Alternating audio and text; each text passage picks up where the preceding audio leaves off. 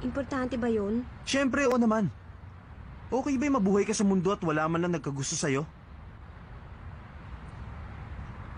Ayan ka na naman, sa tuwing pinag-uusapan natin to, umalis ka. Lagi kong sasabi sa'yo, gusto kita. Masama ba Gusto kung... kita. Ano yung sinabi mo? Ulitin mo nga. Nasabi ko na ikaw itong mahinang pandinig. Pabigla-bigla ka naman kasi magsalita, hindi ko talaga narinig. Bakit ba ayaw mo pang ulitin? Nakakainis ka talaga. Ayoko nga. Kasalanan ko ba kung hindi mo narinig? Basta hindi ko ulitin. Hindi ko nga narinig. Sige na, sabihin mo na. Hindi na. Sanchay!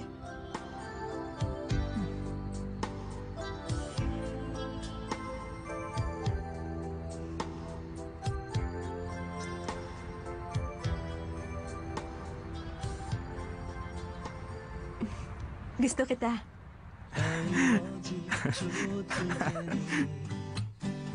一双迷人的